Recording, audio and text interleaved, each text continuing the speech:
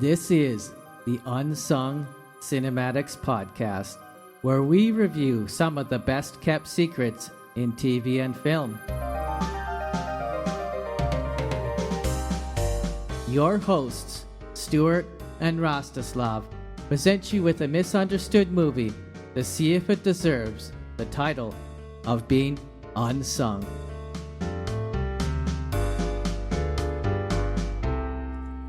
Hello, listeners. Here we are back for another flop of an episode. Hello, Ken and Rasto. Hello, everyone. Hello. Hi. Well, I should be Happy a little, sort of New Year. Yeah, I should be a little fair. It's not going to be all flops, just one major flop, I suppose. Mm-hmm. Yeah. So how you guys doing today? Not too bad, thank you. Okay, and it's after Christmas, after New Year's Eve, after Epiphany, so now we are back to normal life and normal movie, I guess. Normal movies and normal might be stretching it. Yeah, maybe regular watching, like just throughout the year, nothing special, just a bunch of movies, and and we are January happy to... lull. Mm-hmm. Yeah. So so for our feature pick, obviously you may already know that's because of the cover photo, but it's going to be Star Trek Academy, or what I'm going to be dubbing as Star Flop Academy. Hopefully, let us boldly go. Yeah, to boldly go where no man wants to go, but the feminists will want to take you there anyways. Oh. Well, you know what I told you when I saw the main picture. I mean, the kind of like a poster or something. I read it. I said it's kind of woke-ish, like. Yeah. Just from the first glance, I saw. I could feel something fishy there. Yeah, fishy. Yeah. Well, anyways, this is the latest. Go ahead, Ken. I watched the first trailer. That was enough for me. Yeah, if you're so inclined to, you could go on YouTube and they have the free premiere if you have a VPN, I guess. And the funny thing about it is because even with the free premiere, they only got 90,000 views on the YouTube. So for a Star Trek, that's pretty low. That's pretty low, yeah. So I think.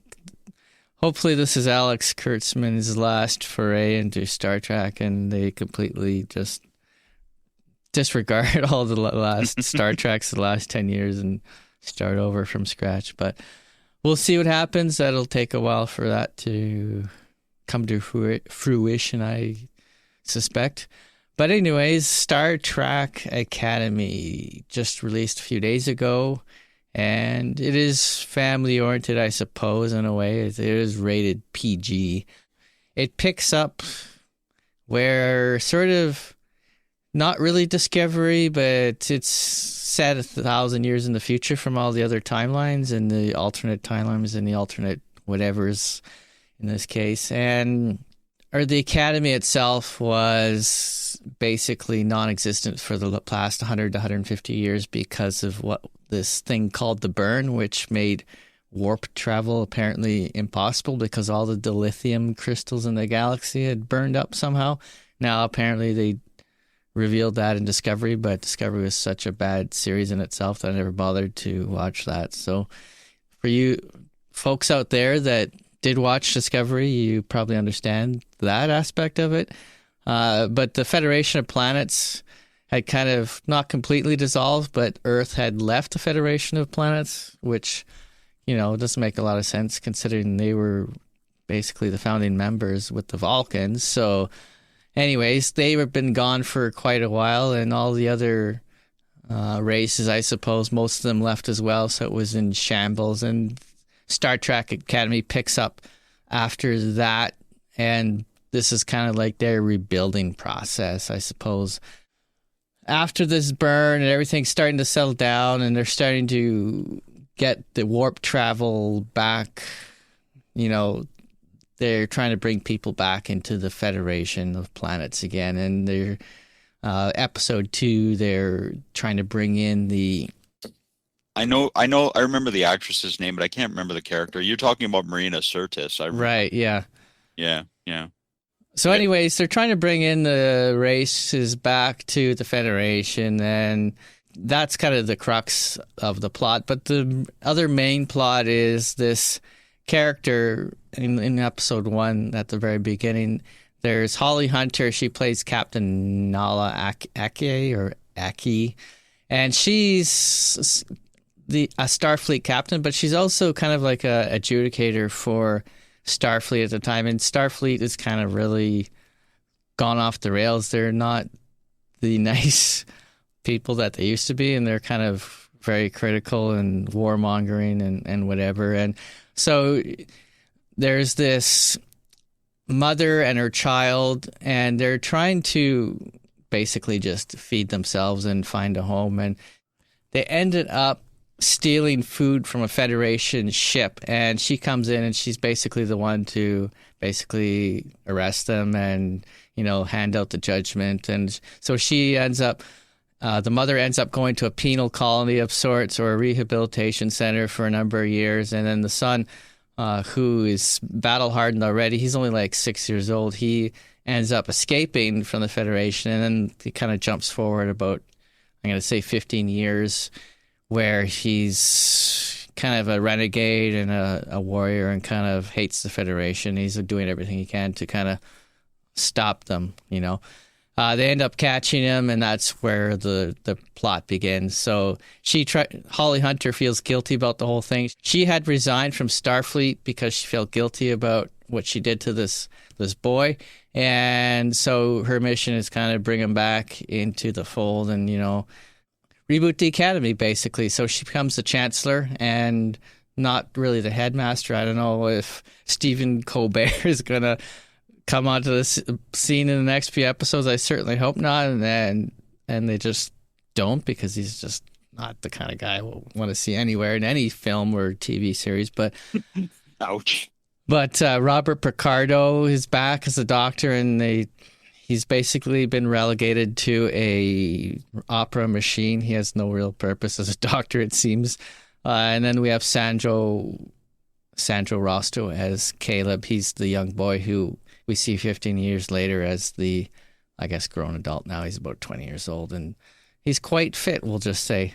And they bring him back, and I felt that, he kind of changed allegiances pretty quick. Like he went from this hardened criminal to someone who's going to be in Starfleet and maybe make a go of it, So the prior reviews about this kind of suggested this would be a teen drama, and I think that's at least going to be a big part of it. However, I think it's going to also play out a lot like the Picard did series. So I think there might be 2 or 3 seasons of this, and every season's going to have another arc or another plot that they're going to focus on. So season 1 seems to be all about Caleb and his misgivings, and then we'll see about season 2. It'll probably be some other big baddie that comes in. All the while, the teens are all sort of being 90210-ish or something, and because the characters are rather terrible. They're really weak and just whiny for the most part. Other than Caleb, he's the only character who isn't sort of like this childlike, who doesn't have this childlike mentality. So, I mean, yeah, the style and everything is very clinical, and there's lots of blinking, flashy lights. It's a lot of style, and the substance is really quite bad. And I don't know. I mean, it doesn't really feel like Star Trek at all. I mean, then they had to throw in all the feminist elements as well, as they have this Jem'Hadar / Klingon hybrid fat woman thing that's not supposed to exist somehow, but at the same time she ends up being the drill sergeant for all of the, well, I'm going to say children at this point, a babysitters club. So she wasn't that prominent in episode 1 or 2, but I have a feeling she's going to become more and more of a main character. And then we have Holly Hunter. I mean, as an actor, I'm sure she's fine, but it's just, in this You know, and role. she's done a lot of good work in the past. Yeah. I don't know how this came into her resume, but Yeah, it's unfortunate because like she's supposed to be this big high up person in Starfleet, but she acts more like a spoiled child. Like she can't sit up straight in her captain's chair. She's always got to sit in some bizarre way where with her feet up or her legs are over the side of the chair or something. And for whatever reason, she doesn't like wearing shoes around the Starfleet facilities around the ship. So, and they actually call her out on that. And she's like, "Oh, it doesn't matter, man. I don't have to, it doesn't matter if I step on something sharp." It's like, what the hell? So anyways, wow. It's a dumpster fire. It's a complete dumpster fire. And maybe this Federation shouldn't have been rebooted, I guess. But and I'll just go over some other few points here that I picked out as well. So Jar Jar, you know how Jar Jar Binks was in episode 1? So the characters in this are basically annoying in that way. So I'm gonna wrap this up. I don't think I want to talk anymore about about this. I mean, I actually wrote quite a bit, and you know what? I think it's just time to kill it right there. I don't think I'll be watching any more episodes of this. But if you're a teenage drama fan or into Robert Picardo doing opera on the promenade, then maybe this is for you. Alex Kurtzman can hopefully just take a hike at some point here. This has gotten ridiculous. So Make it so. You know what? I thought it was going to be worse than it was, but it's still pretty bad. So I'm going to give it a 4 out of 10. So. Well, do you think they're wow. they're not gonna wrap it up sooner? You think there's gonna be the second season? I think so. The way they've laid it out is very much the same as Picard. So first season had a very plot-focused approach, unlike other Star Treks, which were all each episode was self-contained in its own plot. So yeah. So I have a feeling, unless it does so poorly that they have no choice but to cancel it. But they took a lot of plot elements and themes from other Star Treks, and then totally just barfed on it. So like B'Elanna Torres, for instance, she was a Marquis in Star Trek Voyager, and she was a renegade as well, and they were forced to come on the same ship together. And in her character, she was forced to struggle a lot with coming to terms with the idea of becoming a Starfleet member, and it took her probably a couple of years to really get with the flow. But in this, we have Caleb, who's a renegade, and it's like overnight he becomes on board with everything, and there's like no struggle whatsoever. So it's like, well, okay, thanks, guys. Oh boy. Okay, nice. So I'm going to continue in a way because I have also a TV show as a first round, which is for war speaks. But in my case, it's not really wars in a way like it's bad or something. It's really actually a really great TV show. It's called Archive 81. Creator is Rebecca Sonnenshine. And it's interesting that the entire TV show is based on podcast, actually. It's not actually based on the true story, but on some sort of paranormal podcast that you can still find on any podcast platform with the same name, basically. And we can call it like a mini series because there is just one season, 8 episodes. Each episode has a duration up to 1 hour. Some of them 45, some of them 50, 55, etc. It was streamed in 2022, and I saw it at its release. I wouldn't say forgot about it, but then I always wanted to see it again because I was a little bit confused with the first watch because it's quite complicated, and this is the kind of magic of this show. Like you never have these dull moments. So it's really really nice. And as I would define this TV show, I think it's like a kind of like dark mystery or psychological thriller. There are some horrorish elements to it, but I think the main definition is dark mystery.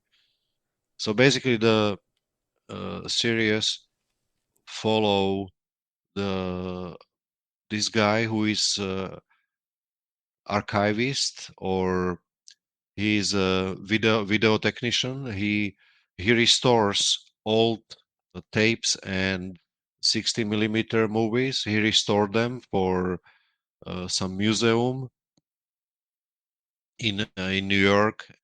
He's like a best technician in town, and so he got hired by this CEO of some very shady corporation who collects DNA, etc., etc.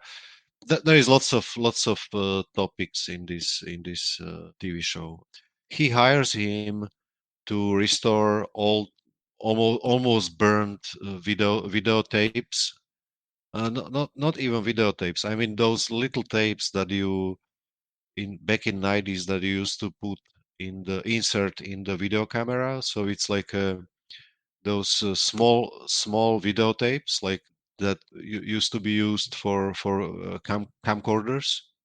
He offers him lots of money for this restoration, but he there is a condition. He must do it on this remote uh, building, or which is outside of city, completely somewhere in the woods, and there is no Wi-Fi and no mobile connection. So, and as he restores these videotapes, by watching those videotapes and digitalize them, there is actually another sort of like the story starts to open, and he actually finds out that he's actually part of this story.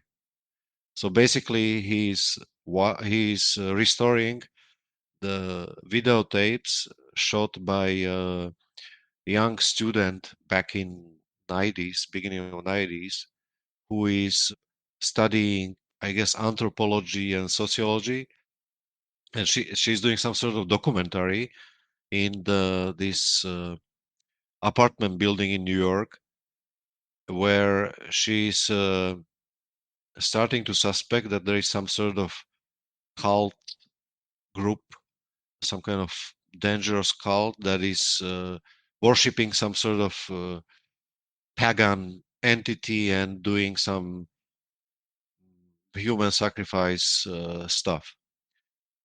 And there's much more to it, so I don't want to go into details, but it's something that keeps you in watching this series. And I see some elements similar to Rosemary's Baby. There are some elements from that. I see some elements also from Shining, and also I see some elements from Twin Peaks original series, as well as X-Files. So I see this mixture of various previously watched movies and TV shows, and I found it very intriguing. You almost have to have sort of like notepad and making notes, because otherwise you're not gonna catch it. So that's why I watched it actually second time, and then I actually understood everything what was there. The main character is played by Mamoudou Athie. It's he's very nice actor. He plays this distinguished young man who restores the old videotapes. His maneuverism and his way how he talks with a gentle way, and then suddenly how he finding out about the what is happening in this building, and his actual involvement back from 90s because he's actually a little kid back then, Hmm. and he's somehow involved in this mysterious story and with this young woman who is back then like a student. Then he actually loses himself, and so he also gets really scared and angry, etc. So there is all the variety of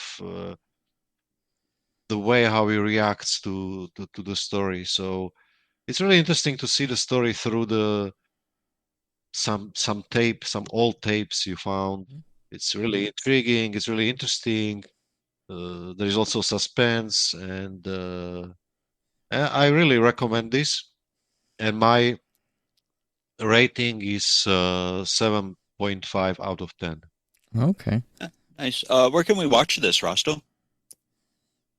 Netflix, for sure, Oh, okay. Netflix, and Okay, great. I believe there are some other platforms, but Netflix for sure. Okay, Now it great. says here that it was canceled after one season. Now, did they end up wrapping up everything, or is it kind of left up open? For me, it was wrapped up.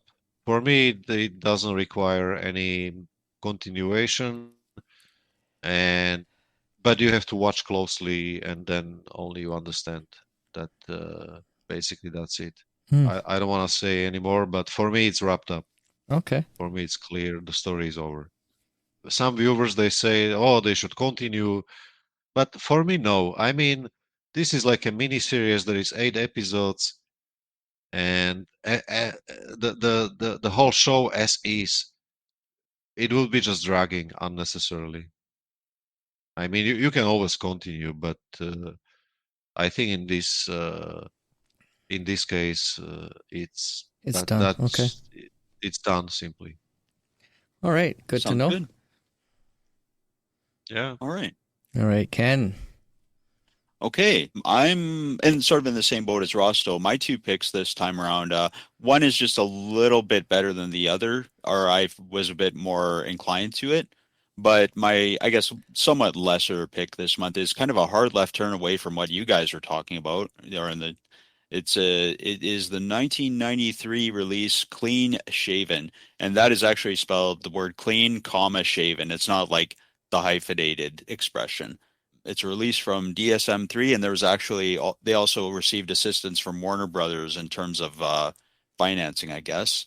It's got a runtime of 89 minutes. It has no MPA rating, but there is a violence, gruesome corner office scenes, some sexual content, coarse language, and depictions of self-harm. Right now, it's sitting at 7 out of 10 on IMDb. There was no Metacritic score, and it was written and directed by Lodge Kerrigan, who's actually done a lot of TV work recently, including a couple of episodes of Tulsa King. The story here is about Peter Winter, who's played by Peter Green, who actually unfortunately passed away just before the end of 2025. He's a schizophrenia patient who has left his institution. It's not made clear whether he was discharged or escaped, really. In short order, he steals a car and prepares to reconnect with his daughter, Nicole, who's played by Jennifer McDonald. Nicole's birth mother is dead, and she's since been adopted by fishing boat worker named Melinda, who's played by Molly Castello.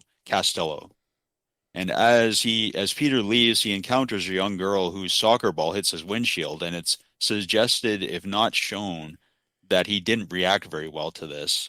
And this sort of starts a path that leads to him being victimized by someone. Peter then visits his mother, who's played by Megan Owen.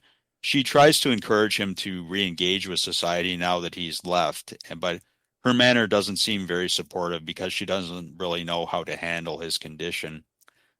She has a moment alone. She also warns Melinda because about Peter is back in town because she isn't convinced that Peter should have contact with Nicole. At the same time, a young girl's corpse is found, and there's a detective, Jack McNally, who's played by Robert Albert. He considers Peter to be the prime suspect, as Peter on the way to see his mother, Peter was staying at the motel near where this corpse was found. Peter eventually does manage to find Nicole, and they go to the beach together to reconnect. And McNally tracks them there, and his suspicion may be another obstacle in Peter's journey. This film, I actually became aware of it back in 1993 when it was just before it was released, because through an article in Fangoria magazine of all places. Because while it's actually a pretty serious drama, and it's not Fangoria as usual, it's not the usual Friday the 13th or Halloween or Elm Street sort of thing. But there are a few very vivid, or let's say visceral, makeup effects in this film. It's considered one of the most honest film portrayals of mental illness. It's pretty unflinching about it, and while it isn't exploitative in my opinion. I think anyone who wants to watch it should be prepared before you do, because it doesn't shy away all that much. The narrative here, it's kind of back and forth and fractured, but this makes sense to me because it kind of gives us perspective on Peter's psyche. I noticed that whenever he encounters people, they don't point and laugh at him, but they have fear or confusion about why he's acting like that. So anytime he interacts with the outside world, it just doesn't go all that well. And he also has a problem with mirrors and seeing his own reflection. So he ends up smashing the windows on his car and covering them up with newspaper, or turning mirrors around to face away from him. And the only character who doesn't really judge him is Nicole, because she barely knows him since he's been away for so long. And he says and does things that she is confused by, but she seems to be able to sense that he really does care for her in spite of his condition. As I was saying about Green's performance, he did really well here. It's really hard to watch at times because of how much he holds back, even when he looks like he's ready to explode. His tics and his mannerisms and self-conversations seem pretty honest to the reality of someone who's afflicted by schizophrenia or other mental illnesses. Even though Green isn't with us any longer, this and some of the other roles he did, like I think we were talking about his role in Pulp Fiction, and he was also in The Mask with Jim Carrey as the bad guy in that one. You know, there will always be reminders of what he could accomplish on the screen. So my score is going to be 8 out of 10, and it's available. I actually was able to find the Criterion Collection DVD and check it out from my library, and it's also on the Criterion streaming channel and Apple TV and Amazon Prime. It's pretty good for a lesser review. Yeah. I mean, my next one is just a hair different, and it's a bit more. It was a bit more of a relatable story for me, but I'll get into that when I talk about it at the end there. But this is still, you have to be ready for it. It's more of a niche, I guess, sort of a film. Mm-hmm. It's definitely not for everyone. But if you do watch it, I looked at an old review that was done by Roger Ebert at the time it came out, and he said, and he made the point, this isn't verbatim, but he made the point that, we usually try to, give a wide berth to people who have obvious mental illness problems. But this film talks a lot about why people with mental illness need to avoid, regular society. Yes. So I thought that was an interesting point to make. So, and I think the film is pretty good at illustrating that. So if you're prepared for it, it's definitely worth watching. Okay. So Sunday morning watch, not something you probably want to watch in the evening when you're already half tired, right? Yeah, it would probably jangle your nerves pretty hard at that time of night, I would think. Yeah. Yeah. Okay. Yeah. Awesome. Yep, Thanks for sure. that, Ken. Yep, sure. And we'll get to my greater pick, which is Together from 2025. Rated R. It has 6.7 on IMDb. It's a horror drama, I'm going to say, and this is Michael Shank's premiere debut feature film, I suppose. Now, this isn't the same Michael Shanks from the Stargate franchise. This is another Michael Shanks, apparently. I thought it was the other Michael Shanks at first, and then when I started digging a little more, I realized, this is not the same guy. So there's that. We have Dave Franco as Tim. He's the main character, as well as Alison Brie as Millie. She's another main character. Actually, it's basically those are the two main characters that are somewhat well known in the film industry, and I believe James Franco is his brother, as Rosto had pointed out before the podcast. So that's an interesting little tidbit. And there's one other actor who is semi more important. It's Damien Harriman, and he plays Jamie. He's sort of a teacher, vice principal type of figure, although not strictly in that sense. It was written by Michael Shanks. It was also directed by him as well.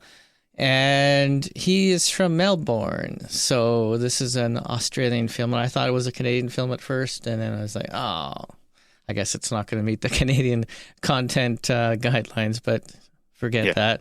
Anyways, and it debuted at the Sundance Film Festival. And it was doing okay there. And the Metascore was 75. So the reviewers were a little more kind to it than the actual audience, I should say. Now, Rotten Tomatoes, I know Rasto loves the Rotten Tomatoes, and I did dig that up, and it gave a 90%. So I know something fishy is definitely going on there. Nice. Maybe not. Maybe this time it's true. Maybe this time it's true. I know. It's okay movie. It's not a 90% movie. So obviously somebody was being paid to put up the reviews. Again, it's rated R for swearing and some sexuality and nudity. However, the two main characters are actually boyfriend and girlfriend in real life. So any of the sexuality is, I guess, strictly between the two of them. Oh, maybe it's a little more real than it would be in other films where they're not connected at the waist. So, which is funny because this film is about, so to speak, yeah. So this film is about two people who are coming together literally, not just metaphysically or as a marriage. It's literally two people who start to fuse together. I'll get into the plot a little bit, but I do want to briefly mention that it seems Michael Shanks, Alison Brie, and Dave Franco are all in the middle of a copyright infringement lawsuit at the moment because apparently they stole all the material from a company called Studio Fest, and I'll maybe get a little bit more into that a bit later. Oh. So anyways, we have this couple here. They're a modern-day couple. There's nothing too special about them. And the story is based on the ancient Greek belief that humans had 2 heads, 4 arms, and 4 legs. And this was something Plato mentioned in one of his works. And basically, I think it was Zeus who was afraid of humanity at the time as being too powerful, so he split them apart, literally. And they became the 2 separate halves, or soulmates that were destined to constantly look for each other, or better half, or whatever term you want to use. So we have that concept in the film, and that's where it starts off. It's not like Hancock, the film where Will Smith is, where him and his counterpart are sort of have to stay apart, otherwise there's like complete destruction. This one is kind of the opposite, where they're trying to come together because it's almost like a magnetic effect. So the couple moves to a small U.S. town from the big city. Millie wants to get away from the big city life, and Dave doesn't necessarily want to, but he kind of follows her around because he's kind of a loser in real life. He's an aspiring musician, but he doesn't really actually take the time to do a lot. He's been emasculated in many ways. And Millie gets a job as a teacher in this new town where she meets the vice principal, Jamie, and he has a bit of a dark side of his own, but it doesn't come out right away. So back in the 60s, apparently, there was this commune that was full of these hippies. Well, the rumor has it that they were doing something strange out there, not strange in the way of sex, drugs, and rock and roll, but just some sort of a cult-like behavior or nefarious behavior.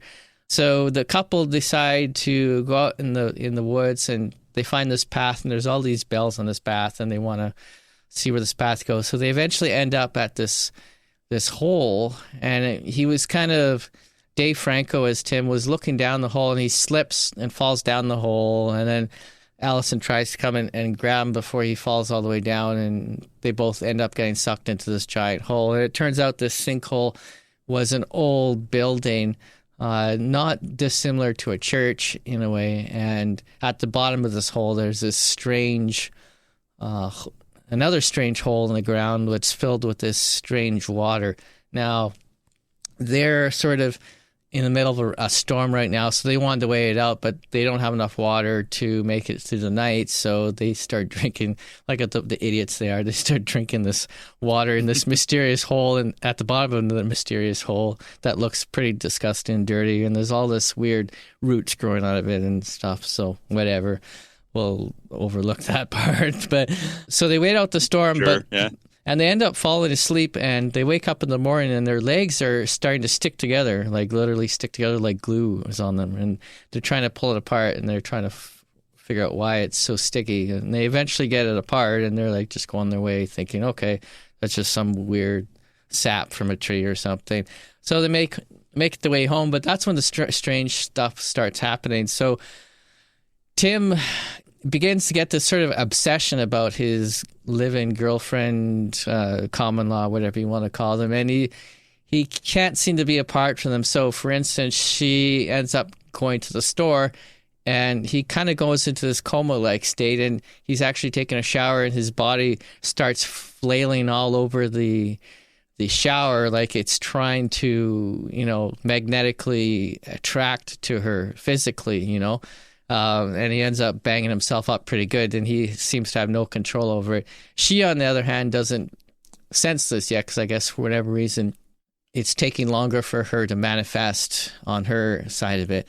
And the attraction over the course of the film gets more and more intense as time goes on, and they feel more and more sort of obsessed and attracted with each other to the point where they'll be on the other sides of the house, and literally if they fall asleep, their body sort of becomes loose, and they start literally like dragging on the floor towards each other, and they have no control over it. There is one scene in the film where they are so magnetically attracted to each other that their arms start to sort of fuse together, and it's very gruesome actually. Their hands start to, I don't know even know how to describe it, but they become one. Like you can see her hand in his hand, kind of a thing, and their body starts to meld together in this very grotesque way, and they end up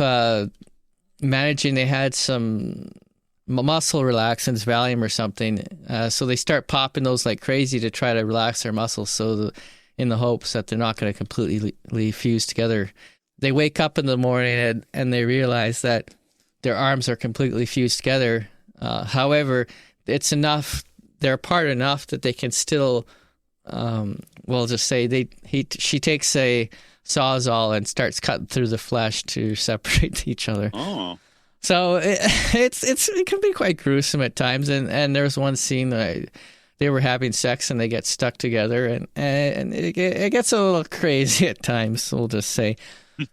So anyways, it turns out the principal has a mysterious side to himself. There is sort of hints that he had a relationship in the past, and but they never really describe what happened to the other partner, so I'm not going to spoil it for the rest of the audience, but you probably guess if you think about it long enough. And the film, I thought, was not bad. I mean, the cinematics were pretty decent. The idea of the soulmate has been around for quite a while. I mean, this is a more literal take on it with the Greek mythology, I mean, it's not the kind of thing I believe in, but this is what a lot of people seem to believe in today in various circles. And the horror aspect was, I mean, there wasn't a lot of it, but the times that they did have the horror aspect, it was quite interesting. And a lot of it was practical. There was some CGI, obviously, but some of it was just purely practical effects. Overall, yeah, it was just kind of gruesome. And I'll just briefly get into the lawsuit a little bit more. So apparently the claim is in the lawsuit that they ripped off a franchise, not a franchise, a film in 2023 called The Better Half. Now, apparently back in 2020, when the idea for this original film, The Better Half, is they had hired Dave Franco and Alison Brie to be on the film. And then when they started reading the plot, I guess, and getting into it, they realized that it's not the direction they wanted to go. So they went off on their own. And from what I gather, it sounds like they found another director, which turned out to be Michael Shanks. And the three went off on their own to produce their own film of the same idea. So it seems like most of the contact actually did come from this other film. And so I don't know what I guess there was no credit given to the original creator of that story. No, it doesn't seem like it. And that could be trouble. Yeah. Yeah. So they ended up rejecting the original offer, went off on their own and did their own thing. And apparently the producing company, WME, has a lot of prior experience in some cinematic circles with fishy business. So, yeah. So it's possible this film won't even see the light of day pretty soon once the lawsuit's over, and they might just get completely, I don't know, taken off the market once the lawsuit settles. So we'll see what happens there. Other than that, I mean, it's not a bad film. So I think I'm going to give it a 6.7 out of 10, which basically confirms the original ratings on IMDb. It sounds a little bit similar to one that came out in 1989 called Society that was directed by Stuart Gordon, the director of Reanimator. It was a bit of a larger scale. There were more people melding together in that sense that you're talking about, but okay. It almost sounds like they may have drawn inspiration from that as well. Oh, okay. Well, it'll be interesting to see how the lawsuit ends up. If I find out any more information, I'll post it on Substack in a little article or something. And sounds good. But if you're interested in this film, I would say watch it now because it might end up not being watchable anymore. Yeah, I see the like a main poster on IMDb, and you can actually see like hands kind of going under the skin of the other person, right? Yeah, like right. Yeah. There's this really creepy effect, Yeah, very. and yeah, it looks interesting. Anyway, I probably better watch it as soon as possible before they take it out of the screen, I guess. Yeah, I watched it on Amazon Prime. Yeah, it's on Amazon Prime right now. So, and it was free. Right. Well, at least if you have a subscription, anyway. So, right. Perfect. Okay, so my second pick, which is I believe better than the first one because not that much. I mean, it's better in a sense that this is the movie called. It's a French movie from 1966. It's called Au Hazard Balthazar. That's French, right? Directed by Robert Bresson. And Robert Bresson is one of the pioneers of New Wave in the cinema. New Wave in the French cinema means lots of shortcuts in the story, and not only visual shortcuts, but also the dialogue shortcuts. So the movie has a very unique style. Basically, you can say a lot just in a certain scene. You know, you have symbolic scene. Let's say two people who likes each other. They sitting on the bench, and they have some short conversation, and you right away see where this movie goes. You know, so it's like this reducted style of the movie, which tells you the story through very simple scenes and very simple dialogue. And basically, that's what Robert Bresson did all the time in all his movies. That he was actually he was casting the people who never played in the movies practically.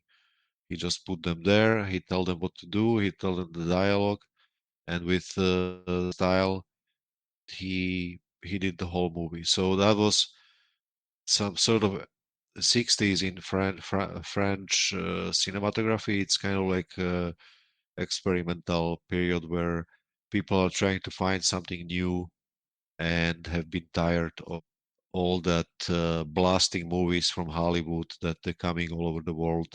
So they wanted to tell the story different way for much less money, obviously, right? And it was unique. It was interesting. I'm a big fan of Robert Bresson. Among others, I saw, let's say, those famous one like Mouchette or Joan d'Arc, and the story of Joan d'Arc, and also this one is very famous. It follows actually Donkey. Okay, the story is about Donkey, who is going through various owners, and in one point, Donkey is okay because he's got some loving owner. On the other hand, he might get to some owner who mistreats him, and he feels bad. He wants to return to the first owner, which is this young girl who is very loving of this donkey, and but they cannot keep him anymore. Also, it's important to say that it's not typical movie that follows only the. It's not like POV animal view of the world, but sometimes the story shifts off the donkey and follows the human drama in this little French village. So it's really, really something for movie buffs. It's really something unique, especially from the cinematography point of view. It's very epic, and many people were trying to actually mimic this style of cinema, and it has lots of followers. And I really like it simply. Of course, it's black and white. The duration is 1 hour and 35 minutes, and obviously there is this cheap feeling, but on the other hand, it's actually a genius movie. This character or this actor, Anne Wizemski, I guess she almost looks like she could be a main character in Addams Family as Wednesday Addams. She has this very good stare or intense look about her from the pictures I'm looking at here. She's unique. If not other, Robert Bresson was always making sure to hire actors or people simply who has this very strong face features with something unique, about them that put them outside of everyone else, So his main character, especially female character, has been always not only pretty, but also they have some this like you said, they have this. She has this really mysterious stare, or like some sort of like very sad face in a way, or that tells you a lot. It's it would be also she would be also really great for the silent cinema, right? Where you cannot use, of course, your voice. So yeah, it's very unique. It's very unique. It's for real movie buffs. It's not a six-pack beer movie. and appreciate. And appreciate the opus. Okay. What's your So final score? my rating is 8 out of 10. It's pretty decent. The Sunday afternoon movie. Nice. Sounds good. Thanks. All right. I'm back to Ken, I guess. Okay, and well, I guess I'm going to be continuing with the mixed bag of selections we have this time out. My greater pick, not by a lot, but just a little bit more. I prefer it just a little bit more. It's the 2021 Western Old Henry, released by Shout Studios and Hideout Pictures, with a runtime of 99 minutes. No MPA rating again, but it has violence and coarse language. Right now sitting at 7.3 out of 10 on IMDb and 69 on Metacritic. And it's written and directed by Pozzi Ponsiroli. Now, when I first heard about this film, I thought that must be like a screen name, like a made-up name for, like, along the lines of Alan Smithy, which is as some of our listeners may know, the pseudonym that gets taken by directors who are disowning their film. It's a bit of a unique name, but no, he's been around a while, actually. Apparently, he started directing music videos and commercials. He's since worked on this film and a couple of other films, Greedy People and Motor City. And he, as per Wikipedia, he's been recently attached to write the screenplay for the sequel to 1985's The Goonies. So I guess he's starting to make his mark, and yeah, and this one also kind of shows what he can do. The story takes place in Oklahoma in 1906, and widower Henry McCarty, who's played by Tim Blake Nelson, who I think is one of Rosto's favorites, and I've seen him in a few things as well. He's a farmsteader who works his bit of land and tends his hogs alongside his son Wyatt, who's played by Gavin Lewis, and with occasional help from his brother Henry's brother-in-law Al, who's played by Trace Adkins. Their life is pretty arduous, but Henry wants Wyatt to learn the value of hard work as he prepares to enter adulthood. Wyatt doesn't always agree with this point of view. He wants to, he as young men do, he's getting a little bit tired of the confines of his life. But Al advises him that he's going to have plenty of time in the future to see the world, but for now it's best he stays on the farm. Things start to change, however, when Henry discovers the unconscious Curry, who's played by Scott Hayes, on his property. Curry has with him a satchel of money that was the reason he had to escape an ambush. And against his hesitation, Henry brings Curry back to the farm so that he and Wyatt can help bring him back to relative health. Curry eventually tells them that he's a law officer who is set upon by a fellow named Ketchum, who's played by Stephen Dorff, and his two companions. They're all posing as lawmen. And Ketchum and his two companions, they pay an initial quote unquote visit to Henry, and after Henry sort of stonewalls them, saying that he hasn't seen Curry, the three outlaws leave with the intent to find information elsewhere, and they eventually find out about Al. They've kind of figured out that he's Henry's in-law. Al was the brother of Henry's wife.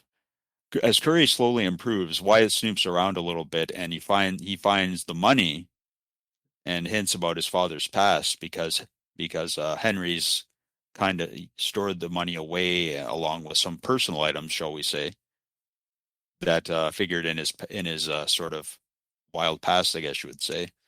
And all of this comes into even more focus as Henry kills one of Ketchum's men, who is kind of surveilling their farm. And Curry tells them more about Ketchum's doings, and eventually Ketchum himself, he's hired several more guns. He returns to the farm, and he's taken Al captive. So he's done this with the intent to force Henry to turn over Curry, because he's pretty much figured out that Curry's actually there. And then the final reckoning begins, and Henry's true skill set emerges, and Wyatt is forced to become his father's son sooner than he expected. I always liked the good Western, and this is a pretty good example of a solid Western action drama. And Tim Blake Nelson, I mean, I thought he really did a good job as the farmer trying to protect his son from his past. Mm-hmm. If you remember his performance in The Ballad of Buster Scruggs from several years back, I haven't actually seen that yet, but I'd like to. Yeah. And I think you talked about that before, Ross. So yeah. And also, Right, Oh Brother, right. Where Art Thou? Oh yeah, he plays. that's another.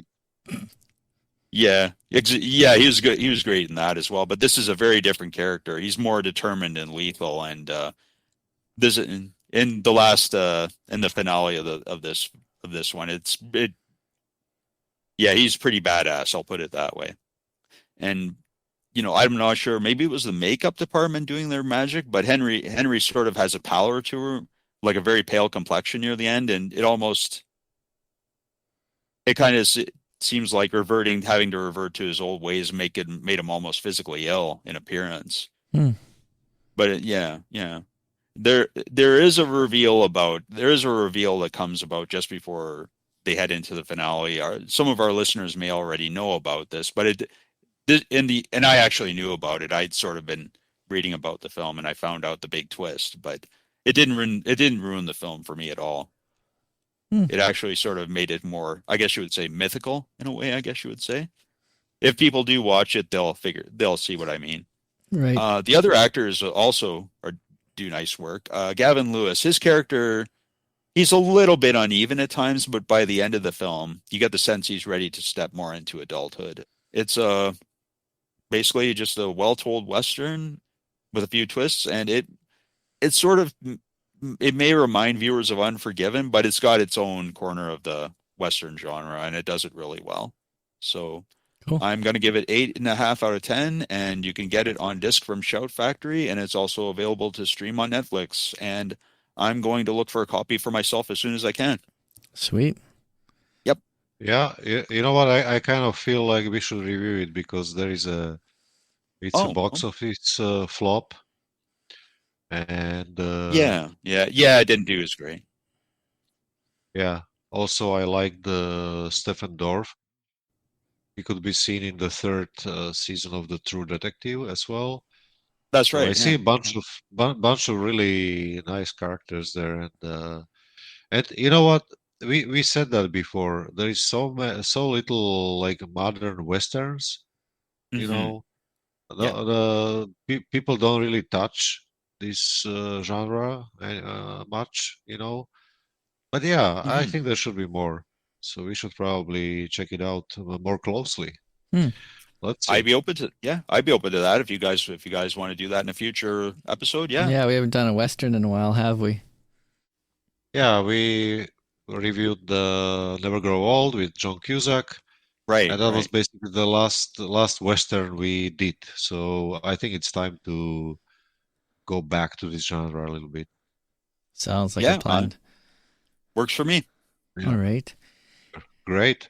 Thank you for that, Ken. Give us a little reminder. You know, we get off topic sometimes, or not off topic, but we get into some of these rabbit holes and end up having trouble getting back. But I do have one, not a dishonorable mention, but not an honorable mention. That is the Toxic Avenger reboot in 2023. And oh boy.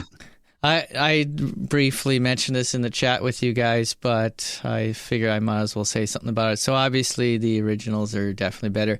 The reboot with Peter Dinklage is not a great fit. The original, obviously, he was this big guy who, well, I mean, he was quite the character, but Peter Dinklage, you know, he just doesn't have that air of terror or fright or that monstrous. he looks just more like some sort of a gremlin or something that's kind of coming out of the woodwork and trying to steal your, I don't know, your food or something. So, yeah, I mean, the gore is still present and whatnot, but they completely threw out most of the original ideas. I mean, they brought back a few things like the restaurant scene and stuff like that. But, I mean, the theme and the plot and the idea of him having a girlfriend and all that, it was more of him and his son, and he was very downtrodden, melancholy, and yeah, he didn't have that same spark as the original films. Even though it's all the same producers and directors and stuff, it just didn't have the oomph as the original. So I gave it a 5.5. Okay, 5.5 means barely watchable, middle, right? Barely watchable. Okay. Yeah. All right. So that'll wrap up this episode. Did you two have any other comments to make before we sign off? Thanks again for listening, everyone. Okay. Thank you, guys. And thanks. Take care. And if there's any more flops, I'm sure you'll hear about them. Star flops. Yes. Take care, everyone, and have a good one. Thanks for listening. The Unsung Cinematics podcast is produced by Rostislav Miklos and Stewart Rips. The statements in this podcast are the opinions of the hosts and not necessarily a true statement or literal fact. You can find us on Substack at unsungcinematics.substack.com or listen to us on your favorite podcasting app. Copyright 2025.